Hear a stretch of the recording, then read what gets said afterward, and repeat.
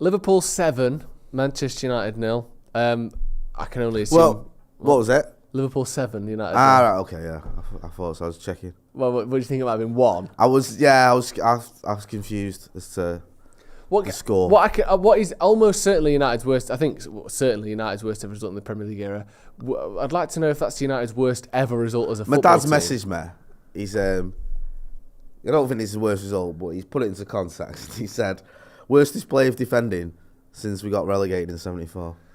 And he was there, so we'd know. And we got beaten by Liverpool 5-0 and 4-0 last season, and this was worse than that. There's a bit of graffiti right on the bridge. You know, when you come from like Media City, walking to Old Trafford, and it just says LFC 9, United 0, because obviously over aggregate it was 9-0. Yeah. And I was looking at it, at least a mental note. I always forget to scrub that off. Yeah. And it was almost 9-0 today. I know. So it's mad, I'm detecting a slight air of, is it disbelief, or is it a sort of a deep lying, this was a bad day but things will get better? There's a smirk to you. There's a sort of somewhat, this isn't the Jay Motti that I spoke to after we lost 5-0 to Liverpool, or 4-0 to Liverpool last season. I lost my head. When we lost the 5-0, right, I remember BBC Radio Manchester ran me, or 5 Live or someone, it might have been your mate Joe McGrath, and went, can you come on? And I was like, nah man, I can't. I'd left early as well. I'd left at before the final whistle. I never do that. And he went, can you come on? Like, we need a United fan to talk to. And I thought, I don't want to be that guy who speaks to the radio when we've lost 5-0. But please, we need someone. So I did it, all right, then I'll come on. And then he had me on. I was waiting for ages to get on. This other guy was just waffling on for ages. So I was getting more and more annoyed. And then he came to me, and I felt sorry for the presenter, because she came to me, she went, hi, we've got Jay on the phone. Hi, Jay. Thanks for calling in.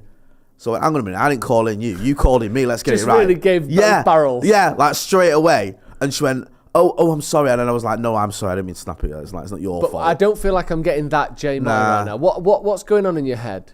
Right, there's 2 things I want to say. When we lost 5-0, let's put it 5-0 and the 4-0 last season. The 4-0 was Ralph Ragnick's swan song. Yeah. He was on his way out, we all knew that. The 5-0, the reason I was gutted, I'd backed Ollie, I'd stuck with him, and I knew there was no way back for him. Yeah. I knew this didn't have a happy ending, and I knew he was going to end up getting sacked very soon, and he did.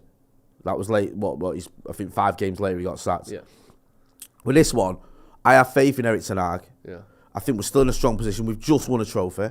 Yeah. We're still in the top 4. We're still in the FA Cup. We're still in the Europa League. Yeah. There's reasons to believe this manager can you can't ignore a 7-0 loss. No. You have to react to it.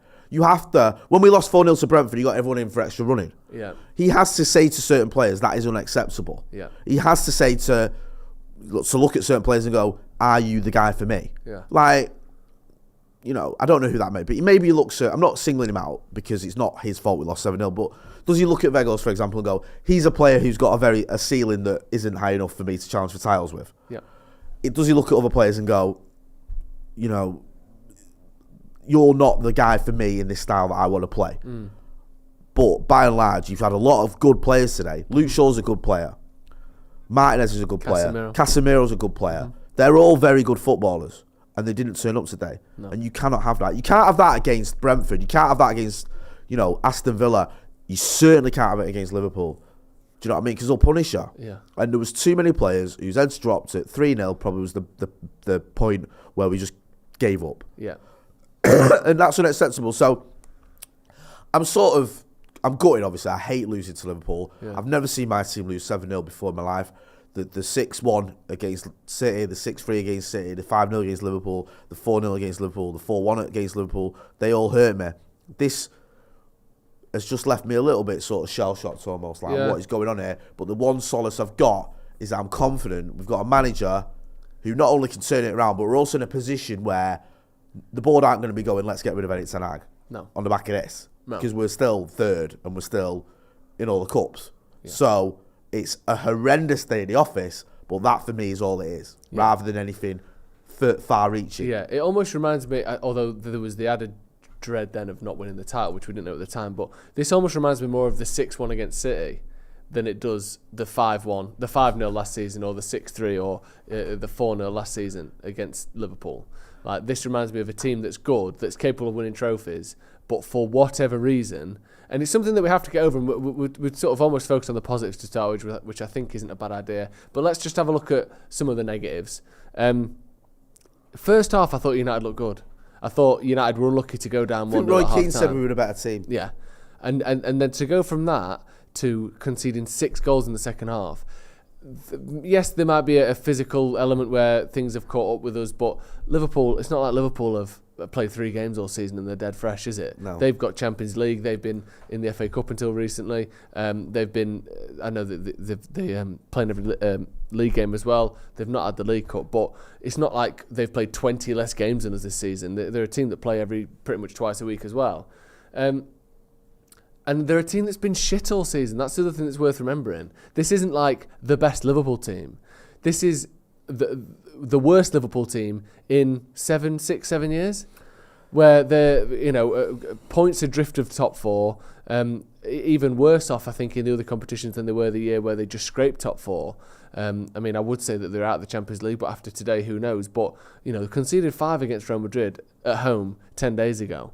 And then all of a sudden, how did that happen today? How did that happen that United 1-0 up at 1-0 down at half time, 7-0 down at full time? What goes on for that to sort of be the outcome? Because I can't get my head around it. Sometimes it's not even rocket science. It's just a lot of players just not turning up for that second half. United, yeah. Like look at our defence all over the gaff. Yeah, like giving the ball away, not tracking back, not picking up your man, not clearing your lines. Just everything that's so basic about defending. Yeah. Like, pick your man up. Right. Oh, if you're up against it and they've got pressure, keep hold of possession for 5 minutes. Yeah. We were playing one touch at one point. Every time we got it, we just get rid of it. Yeah. No one wanted to go, hang on a minute, give me the ball, I'll put my foot on the ball. Let's just keep possession. All we needed to do was keep possession for about a minute, 2 minutes. And we could have kept it at 2 or 3-0 and maybe worked a goal and made a game of it. But we didn't. We kept giving it away. People weren't picking a man up. And I think, in terms of performances this season, that's probably as bad as I've seen about 6 of those players play for United. Yeah, it was one of those games where De Gea looked not a lot more than just someone who shits it when he gets the ball. Luke Shaw was at his complacent and lazy worst, wasn't he? That's it. Luke Shaw's had a very good season. Yeah. That was his worst game. Varane looked like his knees hurt. Yeah. Martinez looked like he was hot-headed and not after it. Dalot looked like he didn't know where to stand or what to do. Casemiro looked injured. He's been our best player this season, probably. Fred was, again, just sort of his ineffective. I was slightly surprised with the team that he went with. I thought that maybe they'd gone a little bit different, but again, in that first half, you thought tactically we look all right. I think the XG, if you care about that kind of thing, was better for us in the first half than them. So you look tactically in the way that Erik ten Hag set up, he's got it right. I think it's not even Erik ten Hag's fault, because I don't think he could have thought after that first half, I need to change it at half time. He probably thought, I can send this team out into the second half, and then we can get a goal back and we can make a game of it. But within 5 minutes, it was 3-0, and then players started to lose their heads, and then it's the worst traits of everyone. Luke Shaw being lazy. Bruno being like a rabid dog. I think he was probably one of our better players, Bruno, but I wasn't saying much. He still gave the ball away a lot. Yeah. Being like a rabid dog. Marcus just totally isolated. Weghorst just showing you why he's not really a top level striker, if we're being honest, is he? No. Like, Dalot reminding you why there's still been question marks about whether we need to buy a right back. Yeah. Casemiro not looking 100%. He looked injured. They made a point of mentioning it in the first sort of 10 to 15 minutes where he looked like he was wincing and sort of struggling to run properly, and then I looked at the first half. Normally he's averaging 4 or 5 tackles a game in these big games. When you expect him to turn up, his numbers are usually through the roof. I don't think he'd made a tackle in the first half, which is not like him whatsoever. He looked like Varane looked leggy, I thought, as well. It was someone we knew was passing a fitness test this morning. Luke Shaw the same. So maybe it is just a case of a mixture of, there's still a lot of players in this team that remember the 5-0, that remember the 6-3. I mean, most remember the 6-3, obviously, because it happened this season, but they didn't all start that game. But once you've got some of the big boys who are the players who don't let you lose 7-0, like Casemiro, like Varane, when they're off it or both injured or not able to do their normal work, and then you add to that, everyone's knackered. We've got a couple extra players who are playing with something. Rashford still doesn't quite like himself. We know Luke Shaw's struggling for fitness.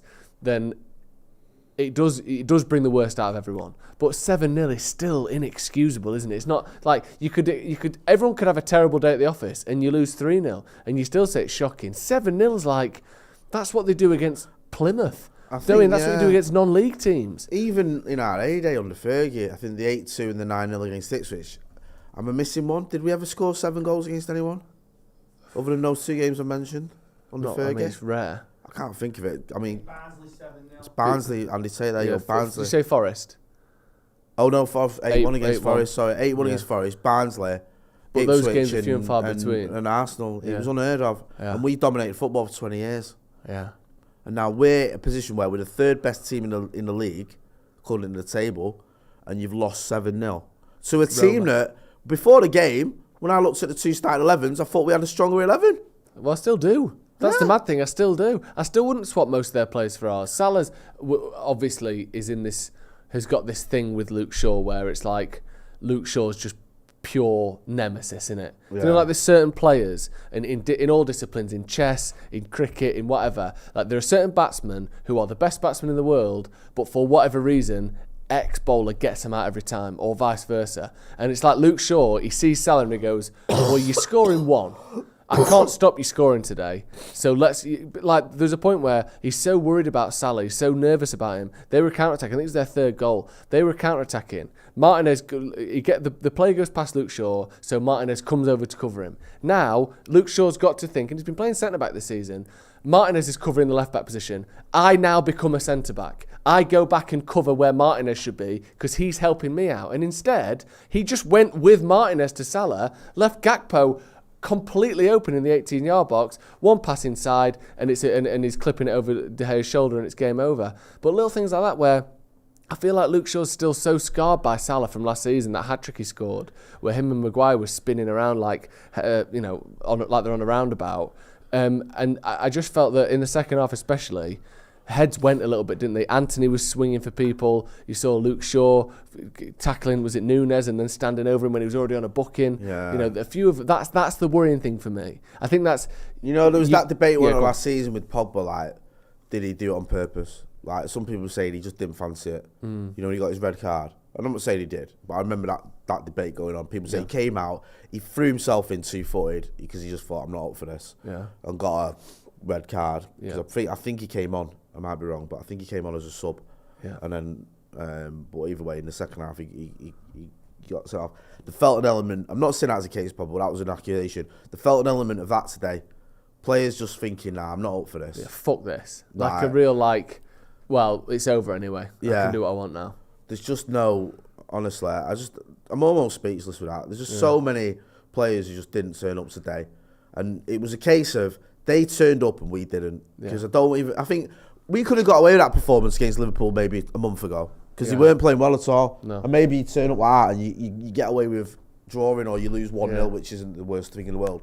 But they were at it today. Yeah. And as soon as they went 3-0, because then they've got that attitude of that, we can score at will here. Yeah. We can all get in on the act. Firmino comes on and gets a goal. Yeah. Do you know what I mean? It's like, let's all get in on the act. And just another point, and 13 minutes into this now, so this is very much not my overall opinion on this game. But some of those early goals had so many elements of luck to them for Liverpool. We've just seen that second goal again. The ball gets played. Luke Shaw, horrendous pass inside. I don't know what he's thinking, first of all. He plays it, I think it's Elliott that cuts it out.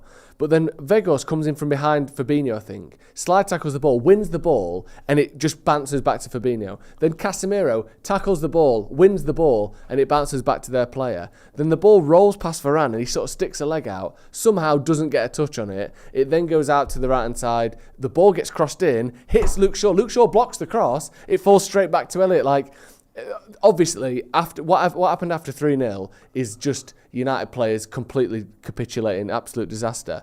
But that second goal especially was like, there was some mad bobbles and bounces in that went Liverpool's way. But that can't be enough for you to then go, well, that's it then. You know, let's concede another 5 because they've had a better look for one of their goals. The fourth, was it the Salah goal? Just a couple of stats. Liverpool had 1 shot on target at half-time, so 1-0, 1 shot on target. By the end of the game, they had 8 shots on target and scored 7 goals. That is like anomalous, unheard of conversion rates. I think their XG at the end of the game was 2.8, 2.7, something like that. So obviously, good players that outscore their XG and all that, and United had just gone.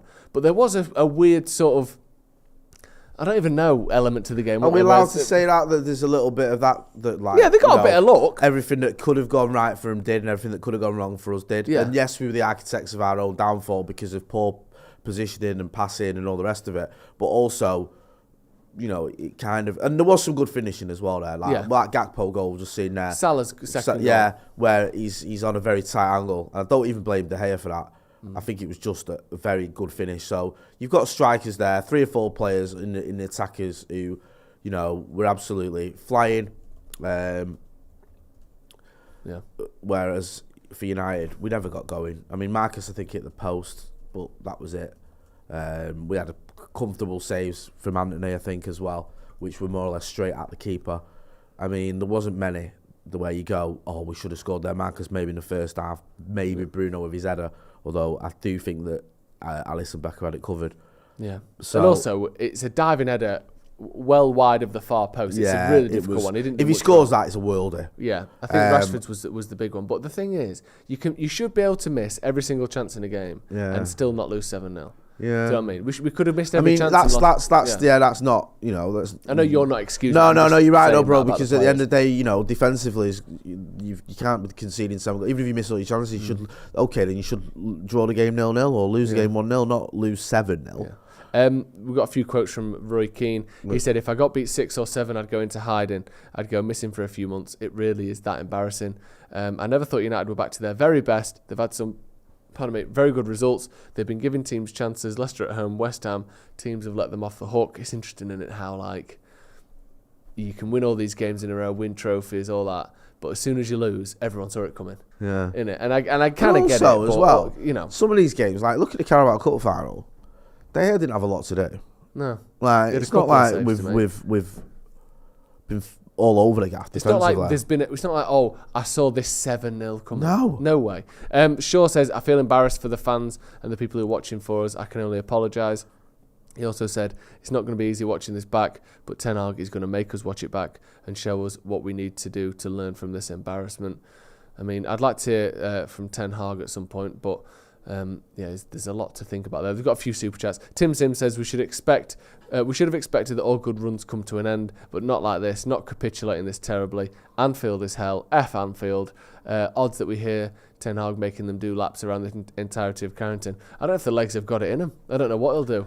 But I'm guessing behind the scenes there'll be a lot of things going on to try and rectify what's happened today. Abhinav Verma, the players didn't run at all in the second half. Lauren Rose says it's bad, but it's still only 2 losses in 22 games. Yeah, there is that, and I think we've sort of made that point. And we started this video by saying this is still a good season. This doesn't feel like the 5-0 because there is hope and optimism as a United fan because of the changes that we've seen this year. But obviously, you can't sit here and pretend that 7-0 you're right. Listen, it's apples and oranges from last season. There's hope. There's success already this season. We've won a trophy. There's a good chance we'll win some more. I still think we've got despite today, there's every chance we could win the Europa or the FA Cup. And hopefully get top 4 as well. You'd still feel confident we can do that because we've got a bit of a cushion. But we cannot have another performance like that. No. You can't have another game like that. You know what I mean? Whether it's this season or next season. I feel for the fans that have gone down there to Anfield because it's not a nice place to go when you lose. I've done it myself and it's like, to go there and witness that is awful. Yeah. It is awful. Again, their 4th goal, I know it's another counter-attack, it's horrendous. But if you look here, so they get the ball, a little bobble falls to, I think it's Robertson. Then they play the ball into the centre of the pitch. And this is a great block here from McTominay. And the ball goes straight back to their player and hits McTominay again and falls to Salah, open in the 6-yard box. Like, the odds of those things going, before you even get to the XG of it all, are fucking impossible. And it happened for 2 of the first 4 goals where you're like, how is the bobbles and the bounces that went their way for those first few goals? I mean, by the end of it, it doesn't matter, does it? It's all just ridiculous. But there were some things where you just went, how is this happening? Annoyed User 1 says, no excuses for that, is there? Why do we never seem to beat the Scousers emphatically? Have a drink on me, roll on Thursday. I hate to say it, but they seem to have this thing where they just try harder than us in these games, don't they? Especially at Anfield. Yeah. Like where Ronaldo was saying it during the game where they're just on it and we're not. They're sprinting to everything, and we're jogging to everything. Like, even the goals at the end, we had chances to clear every single one of them. Looking at the 6-0 goal here, the ball gets played in from the right-hand side. Varane does well there. Luke Shaw takes his time, there. kicks it. Oh my gosh, I defender. just noticed that. Watch McTominay here. Watch him. See Salah in front of him, right? Watch him. Just starts walking. Oh, it's too late. Do you know what I mean? We had chances to clear it. Like, I didn't even notice that the first time. Yeah, it's an awful day at the office. It's as bad a defeat as I've ever seen as a United fan. But you know what? We've got a manager who I believe will sort it out. Yeah, me too. He will. He's not. No disrespect to all. He's not Ollie. He's not Ralph Ragnick. Certainly, he's a manager who's not going to have that. This is a guy who's won, title after title in Holland. He comes here. He'll have watched that and he'll think, I'm not having that. Yeah. That's unacceptable. And I think that once he's read the right acts, he'll get him playing again. And the big game now is there's the Betis game. Get a response. Yeah, put this behind you. I know it's never you're not going to put it behind you by beating Real Betis, but get a win. Yeah. And you can kick on from that because absolutely pathetic, really. Yeah. Well, Ten Hag has said you can lose a game, but not in this way. The second half is unprofessional. That's not Manchester United. And he also said that we let the fans down. I think he's right. And like you said, I agree with you. I think he'll kick them into shape. And we've got, 4 days until the next one. The good thing and the bad thing is there's no time for him to sit around feeling sorry for themselves. We're playing again on Thursday against Real Betis. So Real Betis, that's the big one. Never mind your Premier League. No one cares about that. Yeah, it's all about Europa. That's going to be all from us. Thank you, Jay, for joining me. Thank you for joining us at home. Manchester United 0, Liverpool 7.